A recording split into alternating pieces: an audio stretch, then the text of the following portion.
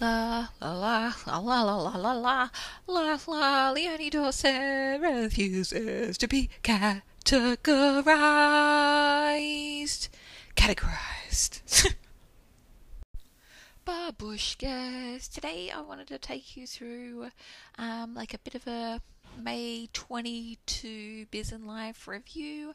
I've been doing these like where I share like behind the scenes numbers and life blessings, challenges, what I've created in my business, how much revenue I generated, my expenses, my goals for the next month, all that kind of stuff. And if you want to see the companion pictures, you can go to leoniedawson.com/May 22 20 no May 22. That's what we're going with. 22 is too difficult to say because I want to say 2022, but it's not. It's just 22. I'm glad we got that cleared up. Sweet Jesus.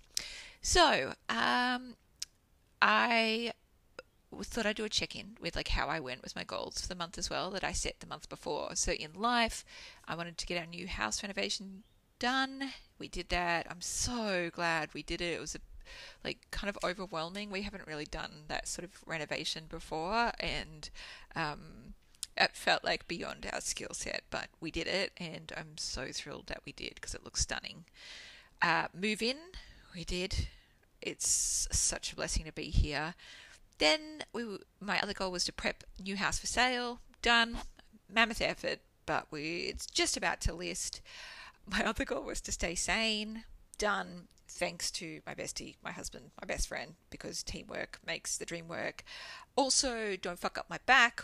Did. Nailed it. Thanks to the help of my osteopath and Pilates instructor.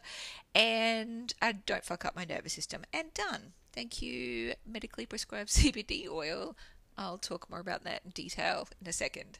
And in my business, my three main goals were to work with my incubator coaching clients to have the Get Organized course completed, launched, put to bed, all that kind of stuff, and weekly newsletters. And those are mostly done.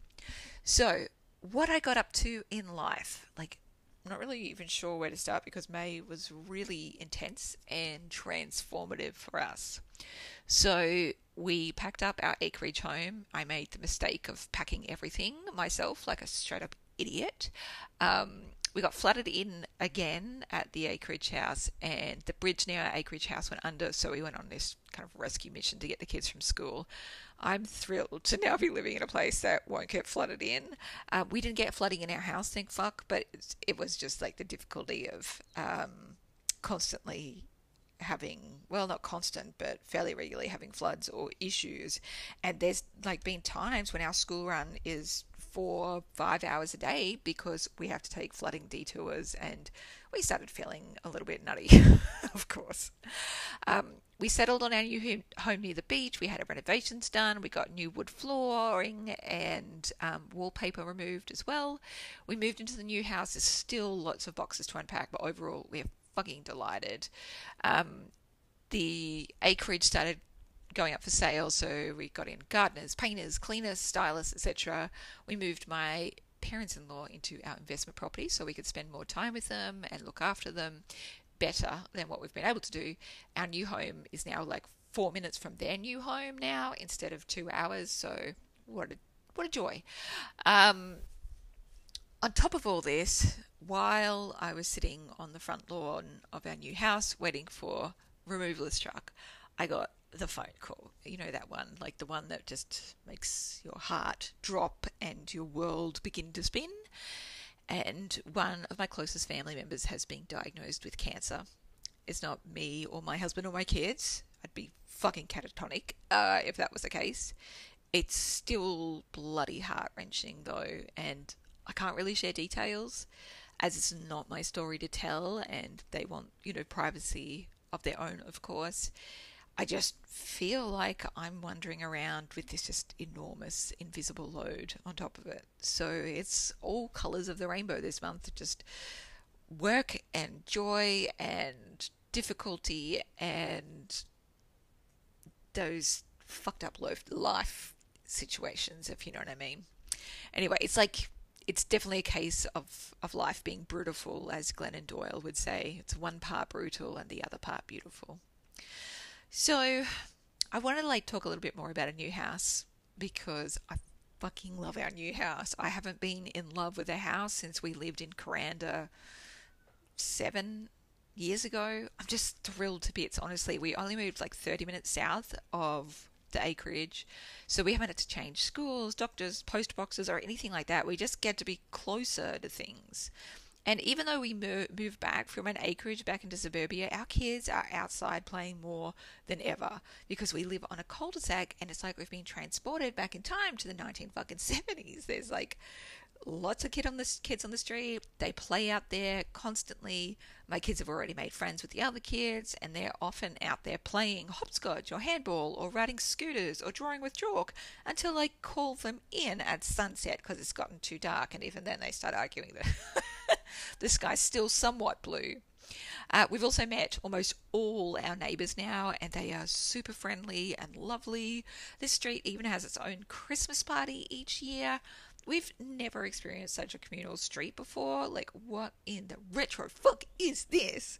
But it is just such a gorgeous and unexpected blessing.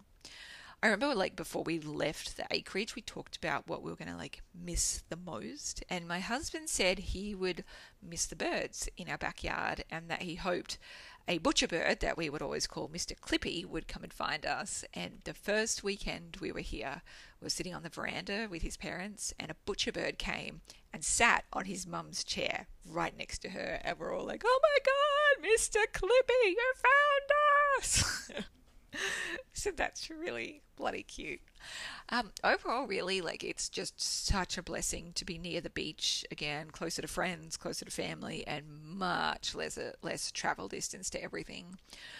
This morning, we went to our favourite library, which is like 5 minutes from here, and then we went and got our favourite food from our favourite cafe, and then we went and sat in the park overlooking the ocean, and it was just so beautiful, and our kids were playing and just having the best time. And then I went and took my eldest kid to a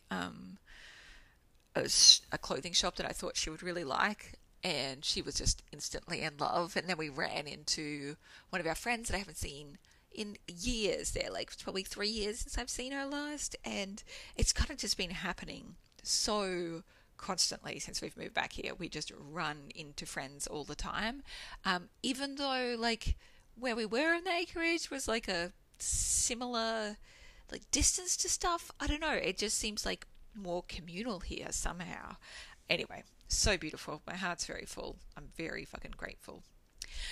Next up, I thought I would share my experiments with CBD oil, and share, like, the details about that. So I've been testing medically prescribed CBD oil for a few months now to treat my anxiety levels and pain from having hypermobility. I've only taken cannabis once before. It was a fairly short time ago, and that, of course, has THC in it, and it made me hyperactive, completely non-verbal. I didn't enjoy it. I've never used illegal substances outside of that. I didn't have any desire to, and even after having cannabis once before, I didn't have desire to, like, do it again. I was like, I just feel like my brain chemistry is kind of wild and magical and sensitive enough without me fucking with it. Interestingly, like, one of my neurodiverse friends said that there's some research that shows that drugs work very differently on autistic brains. So when one person feels very relaxed on something, a neurodiverse person will likely have the opposite effect. Anyway, so I wasn't really interested in taking any cannabis or anything like that again, but a hypermobile friend mentioned to me that they used CBD oil for pain levels. So I sat with it for a long time, and I decided I may as well try it because I'm very much a rule follower. I wanted to get it medically prescribed. So I did a telehealth appointment with a registered nurse and a GP through Montu, which is montu.com.au. That was pretty easy to, like, get that set up, and then I had to wait for the appointments and for then the prescription to be approved. But it was pretty seamless. And I decided to start off by only trying CBD oil without THC, like the psychoactive component. And I'll be honest, like the first time I took it, I felt absolutely nothing. I didn't feel more relaxed, sleepy, or any other mood change. And I was so impressed that I didn't actually even have any more for a couple of weeks when I decided, like, since I've paid for the bottles, which are quite expensive, I might try some consistent treatment to at least use up the bottles. And what I discovered was that with consistent use, it had this very cumulative effect, which was subtle and yet completely fucking life-changing. And, like, I get that that's going to make me sound like an absolute wanker. So try and stay with me. I'll try and explain from a more practical level. So most significantly for me, it reduces the impact of my autism. So, for example, a big day out with a lot of stimulation would usually take me at least 3 days to recover from. Like, my senses are so overstimulated, my head pounds, my thoughts race, anxiety accelerates, my skin feels like it's on fire, my brain feels like it's on fire. It's like, like when a computer is trying to process too much stuff at once and it heats up and starts to fuck up. That's me. That's me when I've taken too much in. And it actually feels physically painful. And when it's really, really significant, I lose the capacity to speak. I become nonverbal. So I'm very aware of how much I need to monitor my, intake of stimulation. However, now that I'm on CBD, if I get like a decent sleep that night after a big day out, I'm pretty much fine the next day, which is fucking gobsmacking. Like, I still need to monitor like how much I schedule into my calendar, of course, but the autistic shutdowns are far less severe, and it feels like I've kind of got this cushioning in my life that I just did not have whatsoever before. After like the month of intensity in May with moving and the big life stuff and all that stuff, I would fully expect to be enormously fucked up, both physically and mentally. And I'm not though. I'm tired, but I'm not fucked. And that's enormous for me. Also, just on a daily basis, breakthrough anxiety occurs much less, and I'm doing less emotional eating. It feels like something good is happening in my brain, like it's lubricating my brain somehow. And that's lovely. That's really lovely. And that's just like basic bitch CBD oil without the THC. So, like, there's no, like, you don't get high, you get nothing. I think neurotypical people probably find it relaxing. I don't notice any relaxing benefits to it whatsoever. But I definitely notice, like, the significance in less autism intensity. Now, I do want to be clear, I am still using my antidepressants. At some point, I might be able to reduce my dosage because my anxiety levels are managed. And apparently a lot of CBD patients can eventually go off them completely depending on what they have. For mine, I'm reticent to go completely off them because they also serve as a preventative buffer for depressive episodes for me. Depression is a significantly occurring mental health condition in my family, so I know I'm genetically predisposed. And the last two depressive episodes I've had, which was a few months ago and a few years ago, like they were difficult enough that I don't want to go anywhere near one again. So for me, I'm very happy to stay on meds and CBD. I'm just so fucking thrilled, honestly, that I tried out CBD oil. I genuinely can't imagine having to go through life like raw dogging it without CBD oil. As the young ones would say, raw dogging it. Good times, good times. In May, I also needed something to use as stress relief during my move, so I started making digital collage portraits of some of my friends using my digital illustration setup. I am so fucking in love with them. If you want to go see them, go over to leoniedawson.com/May22, and you will find pictures of some of my darlingest friends and some of my business friends as well, like Tina Tower and Ariel Meadows Starlings and DDT and Lizzie Goddard and Natasha Corbin, and I've just got such awesome friends. Also, I do want to like name drop that like me and Tash Corbin, like we've been online mates for quite a while, but now we're actual like real life friends who live near each other and go to dinner and talk shit in person and stuff. Like I fucking love that chick. I fucking love her so much. She's just the bomb.com. If you love Tash, I just want you to know she's even more incredible in person. I'm a massive fangirl. I'm a friend, but fucking fangirl. Okay, in terms of books, my four favourites from May were The Life-Changing Magic of a Little Bit of Mess by Kerry Sackville. I just love a good fuck cleaning book. It's really inspiring, honestly. One of my mates, Abby from Vivian Lou, which is like this, they do insoles for high heels. I'll never need them, but if you're somebody who wears high heels, like fucking like aero designed shit to make you be able to wear high heels for longer. Maybe she should make insoles for people to be able to just go barefoot for longer. A bit of arch support, you know what I mean? Anyway, she wrote a great book. It's just a business memoir called Strap on a Pair by Abby Lou Walker. Love it. You can find it on Kindle Unlimited or like all the places, but she is golden. I also really loved this kind of wild scrapbook style memoir called Century Girl. Oh no, it wasn't a memoir. It was a biography. Yeah, because it wasn't about... Okay, it was about somebody else. It wasn't the person who drew it, but it's pretty awesome. So it's called Century Girl, 100 Years in the Life of Doris Eaton Travis, the last living star of the Ziegfeld Follies by Lauren Redness.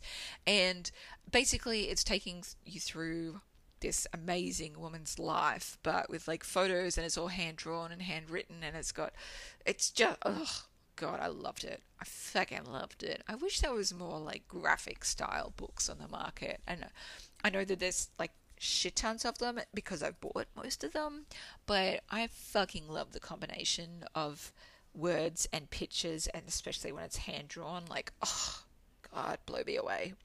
I also loved They Called Us Enemy by George Takei, which is a graphic novel on George Takei's childhood, and I genuinely had no idea about the part in American history where like American government arrested Japanese American residents and put them in concentration camps for years because they're at war with Japan. Like, holy fuck, so intense. Such a great historical memoir in a graphic novel, because I fucking love them.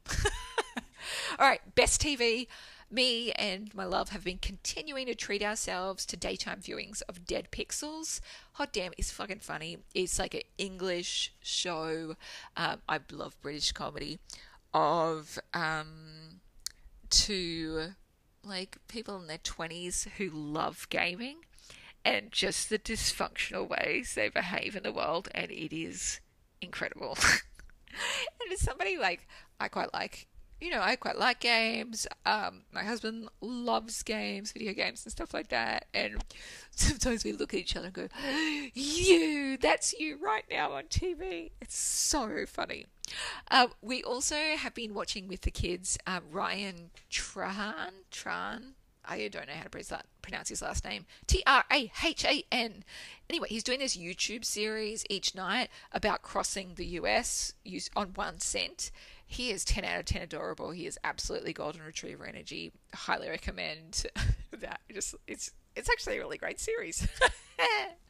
Now, in terms of what I did in my business, May was filled with finishing the Get Organised course, launching a live round of my Sales Star e-course, coaching my small group of mentorees on their business, and creating a free monthly business template, which you can find on the blog as well.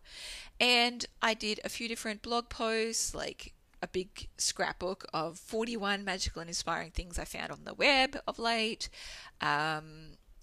Anyway, go to leandawson.com/May22 and you will find it all there. I also did 4 interviews on the Rach Active podcast, the Planner Craft Pro Summit, Master of None with Cheryl Woodhouse, and Marketing Without Social Media with Viv Guy. Now, I've got a big list of the different kinds of software I use to run in my business. If you go to leandawson.com/May22, you'll be able to find them there. Now, in terms of how much money I made in May, $91,044, which is super sweet, especially since it was a month where a lot of life stuff happened and I moved and it was hectic. Now, in terms of where that income came from, e-courses brought in 82,657. My digital Goal Getter planners brought in $455. Goal Getter planners for like the print royalty editions were $223. My passive income business that I set up a few years ago and haven't touched for years brought in $7,039. My shares in ethical managed funds didn't increase this time. That's fine. My investment property now converted to a family property for in-laws, so I probably won't share the data on that anymore. That's fine. We've got, an investment property there. I was an affiliate for Kajabi. That earned me $670, and that is all. Now, in terms of my e-course income breakdown, SalesStar brought in $45,000. Get Organized brought in $12,000. 40 Days to Create and Sell Your E-Course brought in just under $5,000. Marketing Without Social Media brought in just under $4,000. Money Manifesting Your Multiple Streams of Income brought in $2,500. And Work Less, Earn More brought in $842. And my mini workshop, which is only like $5 or $7 or some shit like that, they brought in $123. So what? Now, popular request, I'm going to include expenses for the business as well, just to give you like a even more transparent look at profitability. For contractors, I spent just under $6,000. That's for one part-time customer service virtual assistant and one part-time online business manager. Now that's probably like on the higher side for pricing, but I don't mind paying them more for people who I trust and have a long-term working relationship with. I want them to feel appreciated. I want them to be able to live good and sustainable lives, all that kind of stuff. We also made a donation of $7,500 to a local Indigenous organisation called SEVGEN, SEVGEN, and that's helping them establish their bush tucker orchard. And it's kind of like a bulk donation. Usually we donate about between 20 and 30 grand every year, and doing the so like 7.5 is kind of like, 3 or 4 months of our usual giving, which is groovy. I just called them and said, what do you need? And she said, oh, we need pruning equipment to prune the orchard, but that's like $2,500. I said, that's fine. I'll take care of that. Anything else you need? And she's like, oh, okay, well, we want to have a freeze dryer because they're planting kind of like native fruits and stuff like that, and they want to be able to freeze dry them to sell them to market. And I was like, that sounds phenomenal. And she's like, that's $5,000. I was like, that's cool. We can take care of that. And she was so stoked and just makes me so happy. So at some point I'd like to, they invited me out to their bush tucker orchard to check it out, and I will sometime. That'd be so super fun. Business tax we paid that month as well. So that was $31,830, it's a much larger yearly tax bill, not just our usual monthly tax, which is under 10 grand. Our affiliates, we paid out $7,200 to, and I regard that as like the advertising fee. And I love giving it to small women and small businesses that are owned by women and non-binary people, because I would so much rather pay them than fucking Zuckerberg for his bullshit. PayPal and account fees were around 2.5. Software subscriptions were just under $4,000 this time because we had a couple of annual expenses.